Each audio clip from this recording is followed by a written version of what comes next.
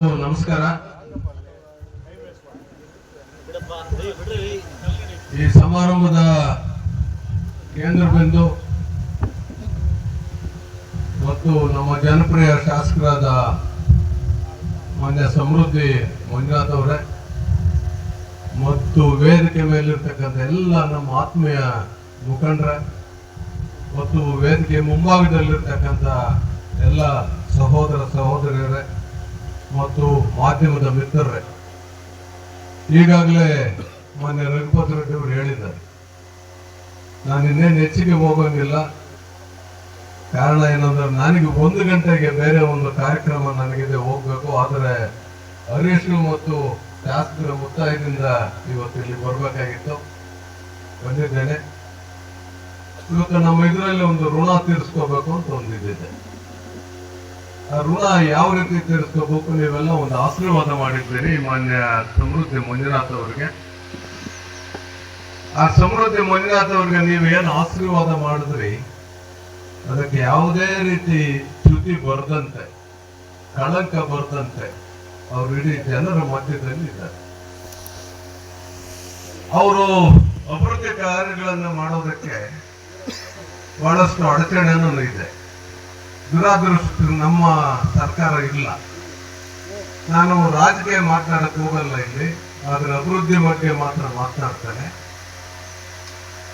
ಈ ಜನರ ಸರ್ಕಾರ ಬಂದಾಗ ಅಥವಾ ಎಲೆಕ್ಷನ್ ಆಗೋವರೆಗೂ ರಾಜಕೀಯ ಮಾಡೋಣ, ರಾಜಕೀಯ ಎಲೆಕ್ಷನ್ ಆದ ನಂತರ ಅಭಿವೃದ್ಧಿ ಬಗ್ಗೆ ಬಂದಾಗ ಅಥವಾ JDS ಆಗಲಿ ಬಿಜೆಪಿ ಆಗಲಿ ಕಾಂಗ್ರೆಸ್ ಆಗಲಿ ಒಂದೇ ರೀತಿಯನ್ನು ಮಾಡಬೇಕು.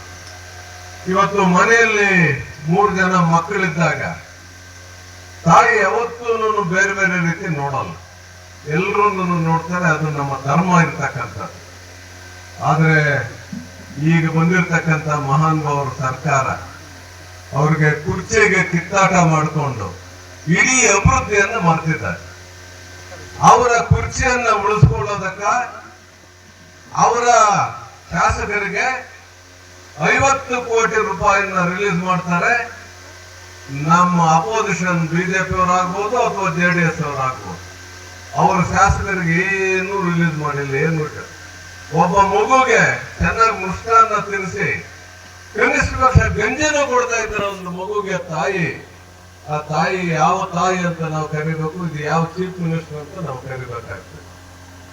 ಆದ್ರೂ ಮಾನ್ಯ ಸಮೃದ್ಧಿ ಮಂಜುನಾಥ್ ಅವರು ಅಸೆಂಬ್ಲಿಯಲ್ಲೇ ಗಲಾಟೆ ಮಾಡಿ ಬಹುಶಃ ಎಲ್ಲ ಅಪೋಸಿಷನ್ ಪಾರ್ಟಿಗಿಂತ ಹೆಚ್ಚಿನ ಒಂದು ಅನುದಾನವನ್ನ ತೆಗೆದುಕೊಂಡ್ ಬಂದಿರೋದು ಅಂತ ಹೇಳಿದ್ರೆ ಆ ಕೀರ್ತಿನ ಸಮೃದ್ಧಿ ಮಂಜುನಾಥ್ ಅವರು ಹೋಗ್ತಾರೆ.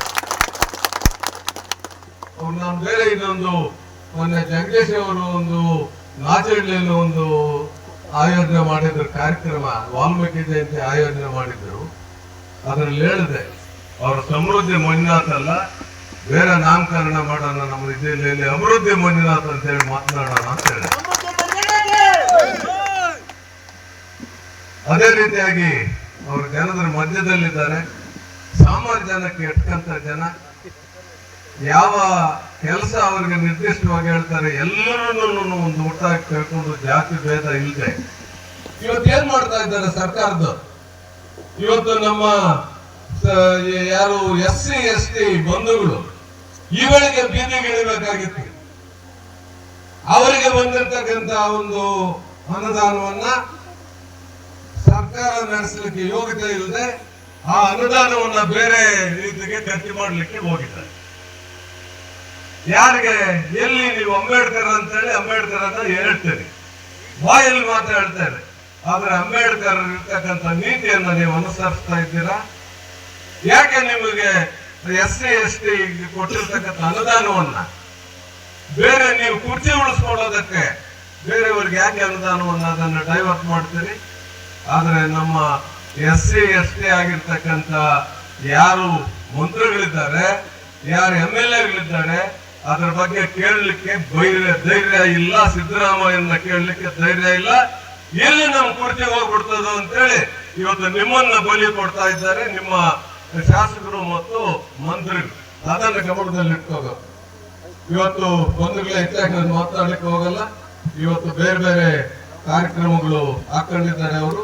ಇಡೀ ತಾಲೂಕಿನಲ್ಲಿ ಎಲ್ಲೆಲ್ಲಿ ಏನೇನು ಅವಶ್ಯಕತೆ ಇದೆ ನಾನು ಹೇಳ್ತಾ ಇದ್ದೆ. ನೀನ್ ದುಬಾಯಿಂದ ಹಿಡಿದು ಎಲ್ಲರಿಗೂ ಮಾಡಪ್ಪ, ನಮ್ಮೂರಿಗೆ ಏನು ನೀನ್ ಮಾಡಬೇಡ ಅಂತ ಹೇಳಿ. ಇಲ್ಲ, ನಾವು ನಿಮ್ಮೂರಿಗೆ ಮಾಡೋದು ಬೇಡ, ಬೇರೆಯವ್ರಿಗೆಲ್ಲ ಮಾಡಿ ಆಮೇಲೆ ನಾನು ಮಾಡ್ತೇನೆ ಅಂತ ಅವ್ರು ಹೇಳಿದ್ದಾರೆ. ಅವ್ರಿಗೆ ನಾನು ನಿಮ್ಮ ಪರವಾಗಿ ಅಭಿನಂದನೆಯನ್ನ ತಿಳಿಸ್ತೇನೆ. ಇದೇ ರೀತಿ ಅವರು ಕಾರ್ಯೋನ್ಮುಖರಾಗಲಿ. ನಮ್ಮ ಮುಳಬಾಗಿಲು ತಾಲೂಕು ಜನದ ಆಶೀರ್ವಾದ ನಿಮ್ಮ ಮೇಲೆ ಇರ್ತದೆ. ಆ ಒಂದು ಅಭಿವೃದ್ಧಿ ಕೆಲಸಗಳನ್ನ ಮುಂದುವರಿಸಿ. ಇವತ್ತು ಎಂ ಎ ಕೃಷ್ಣಪ್ಪನವ್ರನ್ನ ತಿಳ್ಕೊಳ್ತೀವಿ, ಇವತ್ತು ಟಿ ಚೆನ್ನೈನವ್ರನ್ನ ತಿಳ್ಕೊಳ್ತೀವಿ. ಎಂ ಎ ಕೃಷ್ಣಪ್ಪನವ್ರು ಮಾಡಿರ್ತಕ್ಕಂಥ ಹೈನುಗಾರಿಕೆ ಬಗ್ಗೆ ಇವತ್ತು ತಿಳ್ಕೊಳ್ತೀವಿ. ಟಿ ಚೆನ್ನೈನವ್ರು ಮಾಡಿರೋದ್ ಬಗ್ಗೆ ಇವತ್ತು ತಿಳ್ಕೊಳ್ತೀವಿ. ಆದ್ರಿಂದ ಮುಂದಕ್ಕೂ ನೀವು ಅಧಿಕಾರದಲ್ಲಿರ್ಲಿ, ಅಧಿಕಾರದಲ್ಲಿಲ್ಲದೆ ಹೋಗಲಿ, ನಿಮ್ಮನ್ನ ನೆನೆಸ್ಕೊಳ್ತಕ್ಕಂಥ ಕೆಲಸವನ್ನ ಮಾಡಿ ಹೋಗಿ ಅಂತೇಳಿ ಒಂದು ಕಿವಿಯ ಮಾತನ್ನ ಹೇಳಿ, ಇವತ್ತು ಹರೀಶ್ ಅವರ ನೇತೃತ್ವ ಮತ್ತು ಇಲ್ಲೆಲ್ಲ ನಮ್ಮ ಪಂಚಾಯತ್ ಅವರ ನೇತೃತ್ವದಲ್ಲಿ ನೀವು ಆ ಕೆಲಸವನ್ನ ಮಾಡಬೇಕು.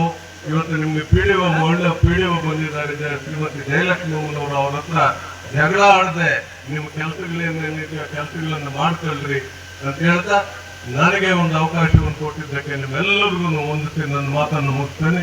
ಜೈ ಹಿಂದ್.